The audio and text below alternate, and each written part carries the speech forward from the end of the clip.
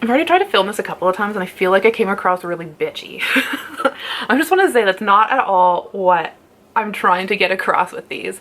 I want to pan some palettes this year because I had high hopes, and needless to say, it didn't really turn out so well.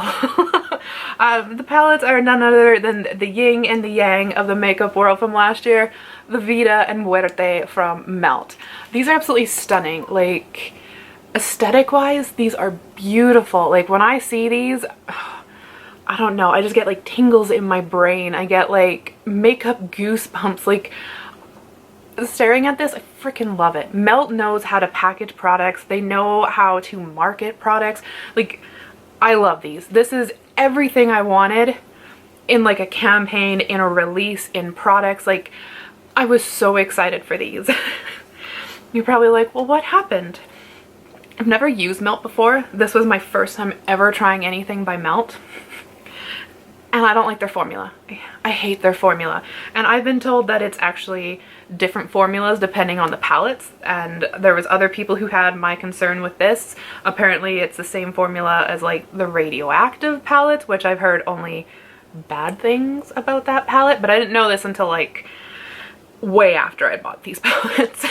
To be quite honest, I'm happy they're in my collection because they're very aesthetically pleasing, and part of me just wants to call it quits and, like, I don't know, get like a shadow box and just hang it, like put them up and hang it there. A reminder that just because something looks pretty doesn't mean it's gonna be, not all that glitters, not all that glitters is gold. That was it.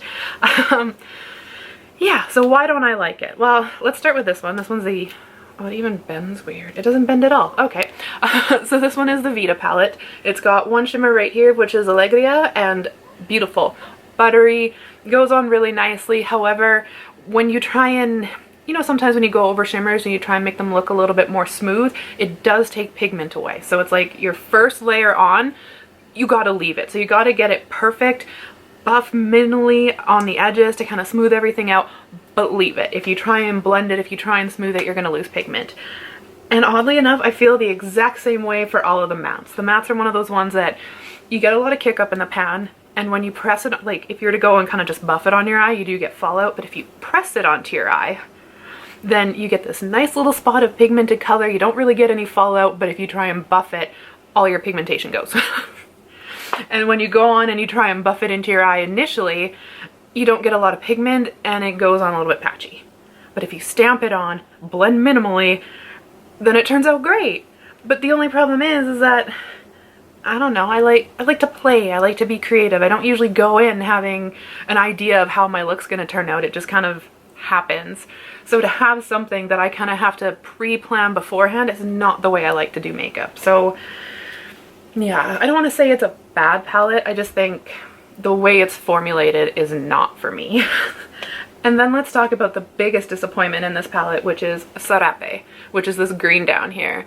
I tried swatching it before and I couldn't really get my point across, but as you can see, it's very textury for a shimmer. Like, it's 100% a shimmer, but texture-wise, it almost feels like a pressed flaky. It's like a mix between a pressed flaky and a pressed shimmer. It's like somebody gave up halfway there. So like you can feel it as you rub your finger on it that it's very textured, and then when you go to rub it on your eye, it's the same thing as all the other shimmers. The more you kind of move your finger over your eye, the more the color fades. But it does smooth it in and give you like a solid color instead of a patchiness, but it's just no. So that one's that. And then we got the darker sister to it, which is the Muerte. This one, there is two shades in here that I have zero problem with. The first one being Calaca or Calaca. And then we got Angelito down here, the two shimmers.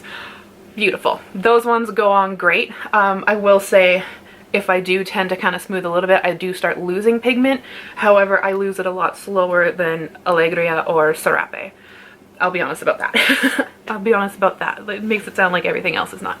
Anyways, we also got one more, which is Katrina, and it looks like a very navy blue, but it kind of comes across as like, I don't know, like a patchy black.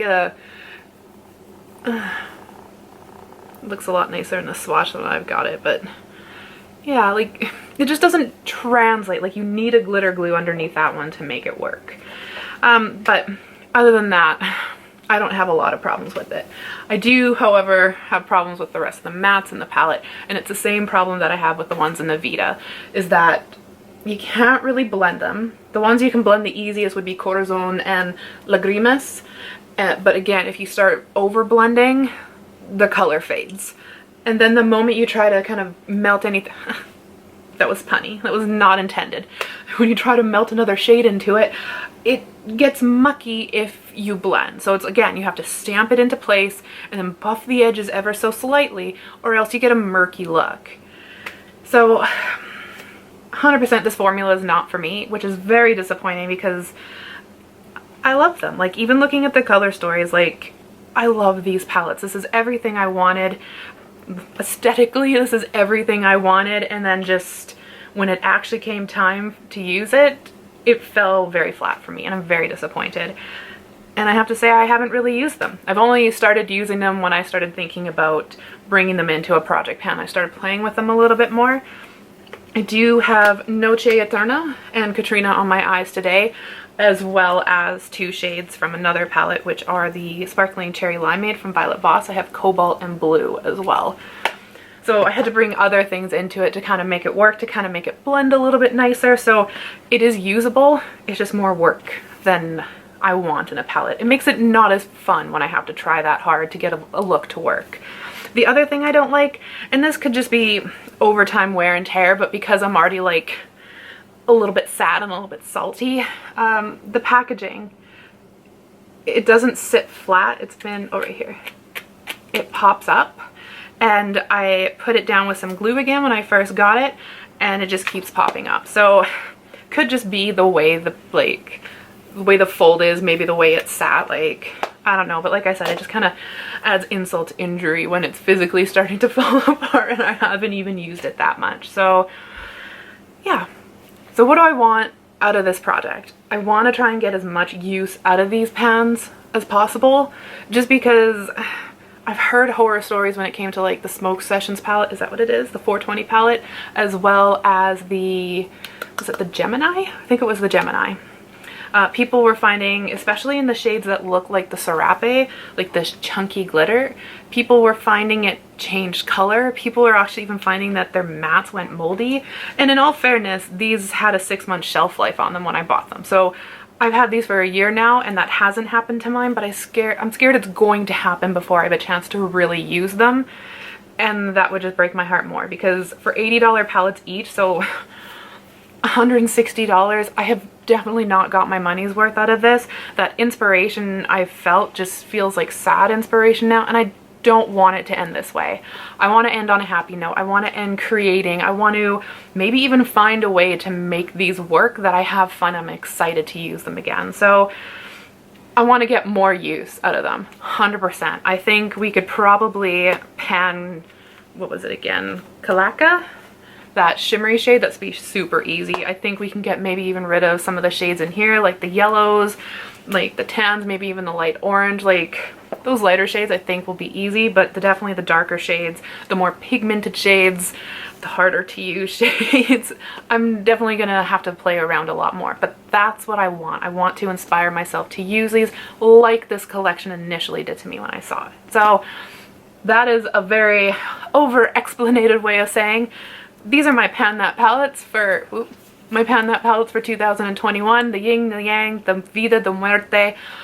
I want to get something out of them because I just feel like I haven't. That's the conclusion to this. So here we go.